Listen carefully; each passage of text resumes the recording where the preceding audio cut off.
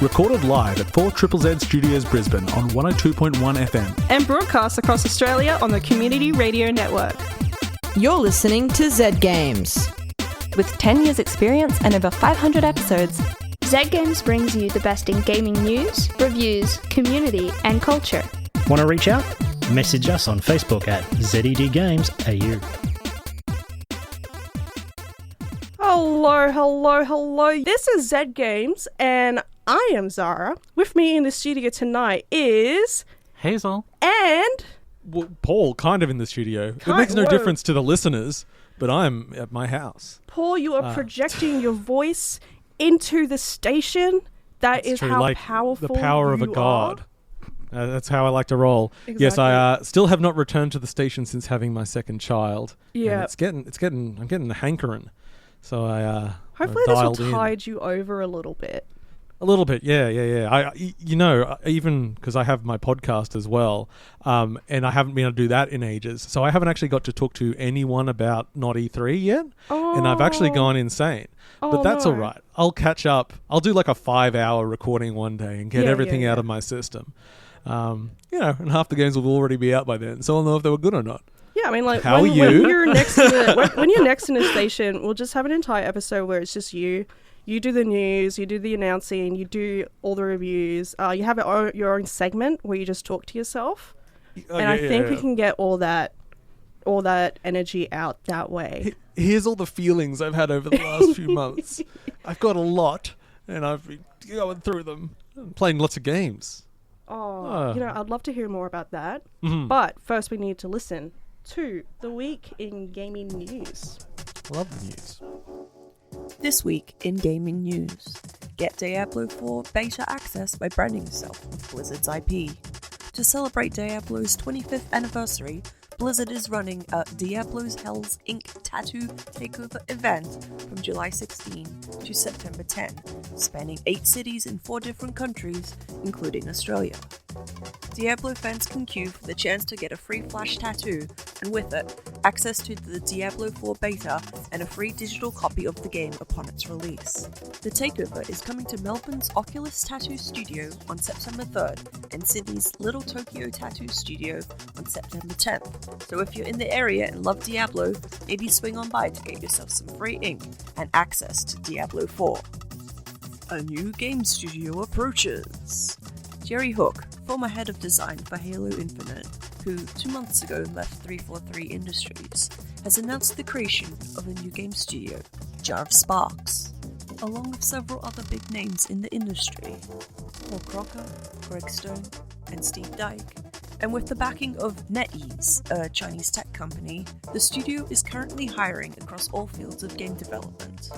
Jerry Hook made it clear in an interview with IGN that the plan is not to jump straight into huge AAA titles, but to focus on making quality games at a mid-sized budget and forming a strong team and a dedicated following to build from. A perfect way to spend some money. The recently released feline-focused game Stray, which reached over 60,000 concurrent players on Steam within 24 hours of its release, has collaborated with Travel Cat to create a merch line of travel accessories for that special kitty cat in your life. The collection consists of a harness and leash set that is a replica of the one worn in the game, and a cat backpack, a cat carrier that you carry on your back. In addition to this, there is a virtual launch party scheduled for Friday at 10 AM Australian Eastern Standard Time, where in addition to live gameplay, there will be a backpack and harness training hangout on Zoom, so you can learn how to safely take your cat on your very own adventures. Upcoming game releases. On July 21st, Bright Memory Infinite comes out on PC, PlayStation 5, and Xbox Series X. Koromon comes out on the Switch. Hell Pie comes out on PC, PlayStation, Xbox, and Switch, and Severed Steel comes out on the Switch. On July 22nd, Capcom Arcade's Second Stadium comes out on PC, PlayStation 4, Xbox One, and the Switch. Live Alive is ported to the Switch, and Severed Steel comes to Xbox. On July 26th, Immortality comes to PC and the Xbox Series X, and Multiverses comes to PC, PlayStation, and Xbox. And that's all this week in gaming news. Thank you so much for that, Caroline. Very, very, I feel like it's a wide range of emotions in the news this week. Because you got like, stray merchandise, more cat plushies. Not just cat plushies. You can get a cat travel backpack to put your cat in. Oh, yeah! And you can get a replica of the harness that the cat wears in Stray to put on your real-life cat. Oh, that is so cute, actually. As someone that finished Stray yesterday, and, generally I'll just say pretty cool, but, I mean, I don't have a cat, so, well, you have a Put it on your small baby. child. They got to say pretty small for all. Same brain. Speaking of branding, okay, I know it sounds kind of goofy, silly to promote a game and be like, you can get beta access if you get this free tattoo that is based on this video game. I feel like that was a thing for like 5 years in the 90s or something. There used to be all these terrible marketing campaigns. I know they did tattoos. There was a real famous one, I think, for Shadow Man, where they were like, yeah, if you, we're going to pay for your funeral if you put Shadow Man on your gravestone. What? Yeah, I'm pretty sure that was what the deal was. Oh, with That's- the funerals are pretty expensive. Yeah. How small can you put the... I don't think it happened. I think it was too much outrage beforehand. But I live near a graveyard, and it would make it far more interesting to walk around and just find Just like, brands people on people's people like wearing brand gravestones. like t-shirts, sponsorship kind of engravings. Yeah. It's loving mother and Marvel enthusiast or something like that. Just the Monster Energy logo on someone's gravestone. Oh, nice. I actually kind of love that. I'm sure I'm gonna... In place of the cross? Yes! No, but we're like, what if... Why not? Why not? I mean, okay, I maybe don't know, not for like a religion, sponsorship, something like that. Cost. but maybe, we should put like our favorite drink on our gravestones. So We're announcing a new subscriber tier for the station, and that is we will put your company on our graves. I can almost feel Stocky like sprinting down the stairs to like... You can't say those things. That is a joke. We're not going to do that. That is not a thing. But Radiothon is coming up, so best time to subscribe if you ask me. Just to let you know. My name is Zahra. With me in the studio tonight is Hazel and Paul. And Hello. Hazel has a review for us. So take it away. I do have a review. Now, I am a lifelong fan of racing games. Probably the first racing game I ever played was something that I have never encountered anyone else who has played, which is Roll Cage on the PlayStation 1. It was really cool. I've never encountered anyone else who's actually played it and remembers it. Paul, have you played it? Yeah, I've played Roll Cage. Oh my god. Paul's played everything. That makes sense. Yeah, I'm old. That's all. It's fine. It's not a Yeah, bragging but right, even like other PS1 kids didn't. I don't know. I think it was a bit of a bargain bin game. There was a part of me that wanted you to say Power Slide and get really excited. But Roll Cage is good too. Roll Cage is great. Need for Speed. I absolutely played the hell out of Need for Speed Underground and Most Wanted on the original Xbox, and I put probably like thousands of hours into Need for Speed Underground as a child. But in 2008, a game came out called Trackmania Nations Forever, and it was free. Mm-hmm. Ooh. It was free, and it involved going very, very fast and competing against your own personal best time, and even like a ghost of your personal best record on the track that you were playing on. And I kind of got obsessed. Just a bit. But that was a long time ago, and I kind of forgot about Trackmania as a franchise after school. But in 2020, they released a new Trackmania that's just called Trackmania, not to be confused with the 2003 Trackmania, which is also just called Trackmania. This is Trackmania 2020, and it's also free to play, and I'm obsessed again. Now, Trackmania, what the hell is it? Trackmania has almost 20 years of history. It has covered all sorts of different styles of racing game.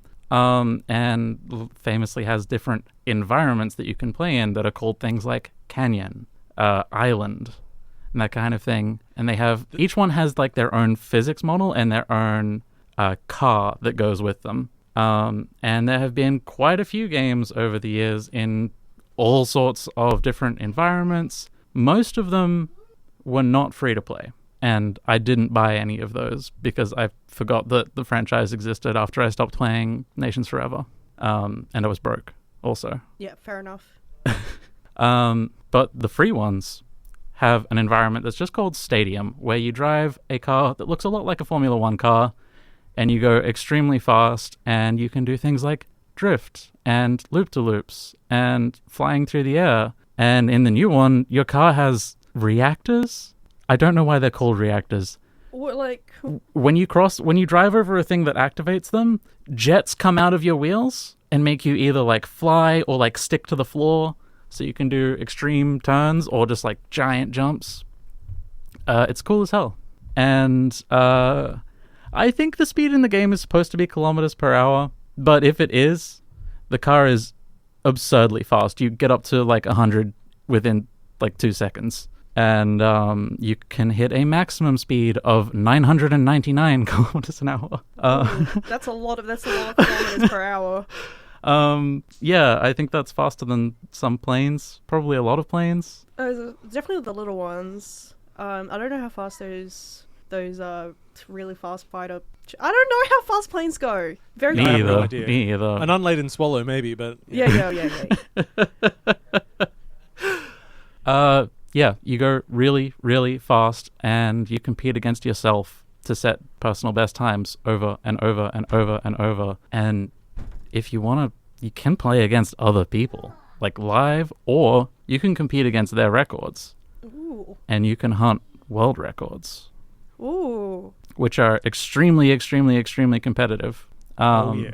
Unbelievably so. And It is there's a game for obsessive people. It is, yeah. It's a game about perfection, but you don't have to be perfect to start with or to have fun with it. It's such a good game. I don't have no criticisms is the thing.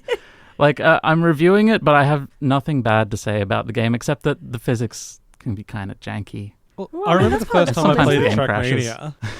Yeah. The first time I played one, it was at a LAN, and we'll all load up this racing game, and immediately we're just like, what's this? We can't even touch each other. We just pass through each other. What's going on? Oh yeah, by default, there's no collision, so you can't crash into each other. You just Has drive. there ever been collisions? I don't think any of them have collisions, do they? There are mods. Oh, okay. I feel like that's got to be a feature where there's a collision mode on. It would change what the game is. There's a mod. Like, There's a mod for collisions for the latest version of the game, and if you play on a server that has it activated, it is absolute chaos. I imagine so. Because there's no starting grid. Everyone starts from the same point. And everyone drives at exactly for like the same half time. an hour, and then I thought it was amazing. It's just so addictive. And then when Nations came out and they added all the leaderboards, the world, and then the national, then you got to the local leaderboards. So I might have been terrible, but you know what? In North Brisbane, I was king. Yeah, You were king of the castle. They have like regional, national, continent, and world leaderboards in the latest version. So like you can be like number 1 in Queensland. Oh yeah. Which I think I have on 1 or 2 tracks. Oh, I didn't realize we had a real super speed star in here. Wow. What controls do you use, Hazel? I kind of switch it up. I used to play on controller most of the time, DualShock 4, but eventually it started making my hands hurt, so I switched to keyboard. It's weird. Trackmania is like at its most pure with keyboard control. Like no other racer would I say like it's made for keyboard. There's no other racing game where you need such snap reaction speed. Yeah. But yeah, it's an incredible game, and more incredible than the game itself is the community, because there is a community built around these games, making content for them, making tracks for them, and that community has existed for nearly 20 years now, and there are just some incredible people out there and some incredible things out there and connections you can make playing this game. So community's it's always free. been amazing. Try it out. Yeah, maybe Then they made maybe you all can race each other. But I think we're gonna have to wrap up Please, that. I need someone to play with. Oh my All right, we're gonna wrap up this review. My name is Zahra. With me in the studio tonight is Hazel and Paul, who is, I believe, making a mad dash for his kid. And I've got a review for the game Sable. Let me ask you a question. Did you have to do work experience in school where you spend time working in your ideal job at the time so you could get an idea of what it's actually like? No, I did a traineeship. That's sort of similar-ish. You might have wanted to be a vet, but had a rough afternoon during work experience, and you're forced to reflect on what it may actually entail. Or you know you want to do something creative, so you end up with a signage company because that's a graphic design role, and you realize that you actually hate it, and now you're tired of fonts. Well, that's basically Sable, except much cooler and more beautiful, and you're as uncertain as Sable herself, trying to find her footing in this world that you realize you don't really know that much about. Sable is an open world exploration game with a focus on it being an open world exploration game. There are a lot of features that forces you to explore and admire and understand the beautiful world of Midden, all conveyed in a stylistic manner where this 3D world looks like it's been drawn in 2D. But it's not flat. It conveys a lot of depth and distance. And there were a lot of moments in this game where I felt like the world was massive and intimidating. But there was nothing I could do about that except to keep going. In this way, Sable reminds me of the journey many people face when you leave home for the first time, and you're not sure when you can return, or even who you'll be once you return. It's a coming-of-age story that I find relatable. It's not just about who am I and who do I want to be, it's also about what role do I want to have in this world. And so you zoom through this world, collecting masks, completing tasks and puzzles, and just explore and build up your knowledge of the world. There's no time constraints, there's no actual danger. It can be slow, frustrating, a grind, exhilarating, delightful, and just a bit silly. So how do you play this game? Your end goal is to find the right mask for you, locking in your role in society, allowing you to return home if you so wish. It's just quite the journey to get to that point. You have to learn how many masks are out there, and basically how many roles there are. Cartographers, machinists, merchants, scrappers, guards, and more. You come across people in these roles who will help you, and for either a cost or in return for a favour, will give you a badge. Once you have 3 badges of the same type, you can get the mask. But you don't have to be locked into that role just yet. So you need to travel and explore, following directions and maps, but also just looking around with your eyes. Once you have a direction of where you want to go, you can and need to map out your journey, seeking out landmarks and planning the path you need to take. The compass can only do so much. When trying to figure out how to climb to the top of some cliffs and rock formations, you'll need to visually look at where you need to go and plan your route up, similar to how rock climbers tackle cliffs. You can walk and run around, of course, and you can also climb, but your stamina level is quite limited, making planning climbing routes even more essential. You also have a gift, the ability to glide, making climbing less intimidating. While short-term navigation depends on you looking at your surroundings, the compass, map, and navigation device are also essential. You climb to a high point, spot interesting structures, and you can place waypoints there to help you keep on track. Your compass tells you north, which is important as you will get directions like travel southwest of the town until you're in the northern area of the Badlands. Cartographers can sell you maps, important for figuring out where you are in relation to landmarks and structures. You'll be covering a lot of ground, which makes having a hover bike of your own very important. This hover bike can be upgraded and customized, so you can make it to prioritize speed over maneuverability if you so wish. You can call your hover bike to most locations, including the top of what I think was a giant metal ship, which took me quite a lot of time to climb up. Your hover bike is important and an extension of yourself. Currently, mine has little beetle-like legs. The hover bike is also where I have my only real complaint. It doesn't feel very satisfying to fly. It's finicky, whimsical. I did many front flips trying to get over a small sand dune. Upgrading is a slow process, and there's only so much ground to cover. I did make peace with this, but I wish this was tweaked so the bike had a bit more weight. You can also customize your appearance through clothing and masks, although masks are the only items that will affect your gameplay. So forging one mask may help you find the mask you truly want. Your goal is to earn badges so you can forge the mask you want, but you can do whatever you really want. You might want to talk to absolutely everyone, complete every task they give you, explore every structure. You can really take your time with this game. I believe it can be completed in around 6 hours, but I still haven't finished because I want to take every detour to find every chum I can see. I find an interesting tower and go to have a look. I talk to every NPC and help them out with their tasks. And the reward is more gear, a bit of money, or even just constructing my own narrative for this world. There's a lot of environmental storytelling, and you can get snippets of history from NPCs, but finding old temples, exploring what look like spaceships, finding bridges made of giant bones, it feels like true exploration, keeping me grounded in the world. The music and sound experience is really something special. Sable did that thing I really love in video games where the title doesn't come up until after some gameplay. And to hear gliders start to play after my clan had to say goodbye to me, while I'm zooming through these massive gates out of the valley, and I'm framed perfectly between the gates when the title funnel comes up, it just felt so cinematic in a game that doesn't really have any cinematic moments. Whistling for the hoverbike and hearing the bike respawn with a mournful but happy cry, as if it was afraid and now it is calling out, I'm here, it's okay. The music did not disappoint, but there's so many layered sounds in this game that just constructs the experience. I run from sand to stone to bone, and the sound of my footsteps change. I hear the wind whistling and rushing past.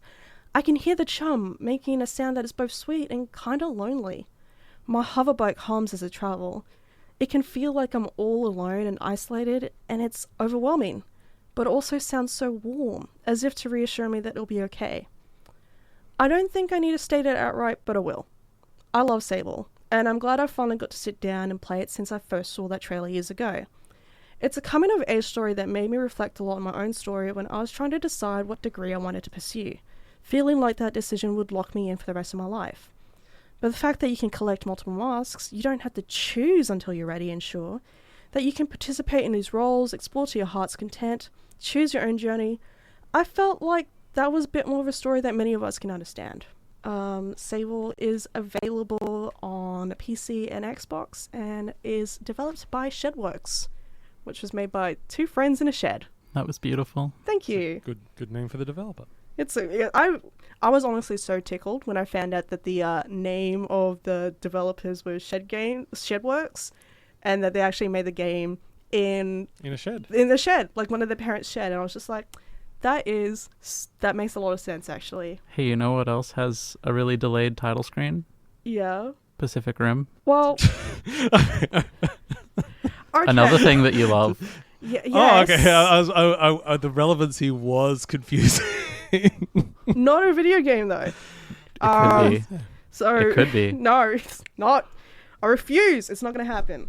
But yeah, Sable's cool. Yeah, but you were saying for it, it's got the whole like 15 frames animation and locked frame rate, but you can unlock the frame rate but not the animation, which does take a little getting used to. But, it does look good. The whole fine line art outline is such a unique style to it. Yeah. I know that it wasn't really everyone's cup of tea, but like at the time I was really into this specific artist who had a very similar art style. Mm-hmm. So I forget what his name was, but I think he actually worked on some of the comics for Hellboy. Oh yeah. And it's just like that sort of texture, flat 2D kind of simplistic kind of style. It's a very minimalist look, just lots of gradients. Yeah, it looks flat really colours cool, and but yeah, the frame rate and the animation is definitely something. I tried to play the game for about 5 minutes and I could not do it. Yeah, the frame rate can be unlocked, but the animation can't be. Because that's just how they made the animation. There's no getting around that. Yeah, it's definitely a decision that they made, and it's like it's not for everyone. I was fine with it, but it did take me kind of a little bit of time to sort of. You got to be into the style, and you want to relax and immerse yourself. Yeah, exactly. You don't want to speedrun this game. Yeah, it's not really a game. If you want to play a game quickly, this is not it. It's not Trackmania. Yeah, it's the opposite of Trackmania, if anything. You are progressing very slowly through a desert planet, and that's nice, but not for everyone. You can hover in both of them. Well, I don't know what to do with this information. Like, I feel like you're trying to make connections, and it's just like, well, yes. That's what I do. Just like the connection to your robot in Pacific Rim. Can you guys not? We're not talking about Pacific Rim. We're talking about Trackmania and Sable, and maybe cats, specifically cats in video games. I thought we were going to talk about the movie. I mean, no. God, what no. a landmark. My name is Zahra. Sorry, what was that? I just said exciting. Oh, thank you. My name is Zahra. This is Zed Games, and with me in the studio tonight is Hazel and Paul, and they wanted to talk more about Trackmania. Oh no, we were going to talk about Nadeo's other game. Oh, okay. Yeah. So It's called Shootmania. Shootmania. Go on. Yeah. Tell me about it. It's Well, I they think wanted to take the philosophy and make a first-person multiplayer shooter. Yes. So it's extremely simple, precise, kind of like old school FPS, like Quake. Okay.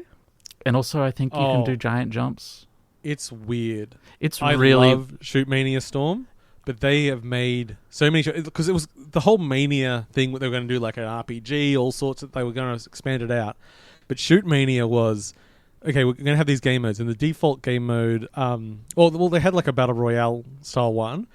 So you fill a map with people, and there'd be a circle that was closing, but everyone was one shot, one kill. And then when you do like teams, it would do weird things. Like it would be like capture points.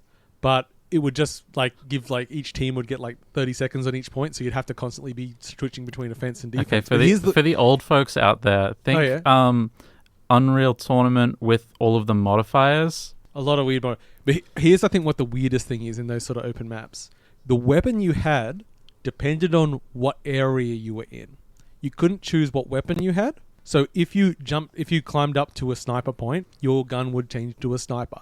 If you ran into a tunnel, you would suddenly have shotguns. Because it was about using those areas to control. And sometimes you'd be on like the switch between those areas, trying to take that to your advantage. So many weird points, and it worked beautifully. But I gotta say, it didn't land with the mainstream audience. No. I actually remember like there was a big push to make it work. And it just didn't happen. Like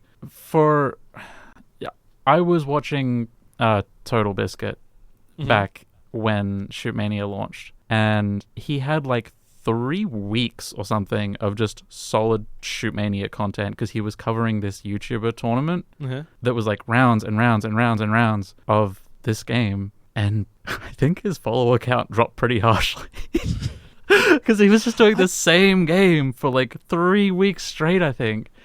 It's so weird because it's also a really easy one to spectate. They built it for that. Yeah, and he was doing that, and he was doing a great job of it, but he just did not release anything else in this time. Yeah. No one else got. Oh god, they try so many. One of the most stressful mode in any first person ever done was a 3 versus 3 mode, except one team, only one player got to play at a time. So it would be 1 versus 3. I think I remember that. And you would take 3 hits to die, and the other people would take 1 hit each. Yes. But the other 2 people on your team could look through your eyes the whole time, so they were judging you. Yeah. They were judging everything you did. I don't like that. And I have had the most intense matches of my life in that mode, but you got to be in the mood for being a bit stressed. It's like when you're the last one alive on your team in some shooter, and you know that everyone is spectating you. Yeah. I wonder Except how many that's people are like still playing it. The whole thing. I'm pretty sure the only people left playing it are absolute diehards, so I am scared to ever try and play it lest I get completely dunked on. Yeah, I can't imagine I would compete anymore if anyone is still playing it. It'd be like jumping into an old tribe server or something. I would be destroyed. Yeah, the old hardcores. That's average. Okay, in the last 30 days, Shootmania Storm's average players is 5.5 players. Players for 24. That is tragic. But you know those 5 players are having the time of their lives. Oh, you know what? In the one server together. We should have a game night where we just all play. We're gonna make. But like on a public server. Yeah, we're gonna absolutely. They're gonna be like, "Whoa, 5 new people! What? This is intense." Oh my goodness. We're actually coming up to the end of the night. You two. I can't believe it. Yeah, it happens. Time flies when Once you're having again, fun. yes, time marches onwards. Yes, it does. Good night. Good night. We love you Good all. night. We love you all. And don't forget, Total Power. Total power. Total power. Turtle power. Total power. Thanks for listening to Zed Games. If you'd like to listen to more, check out our podcast on Spotify. Or follow us on social media at Zed Games AU. See you next time.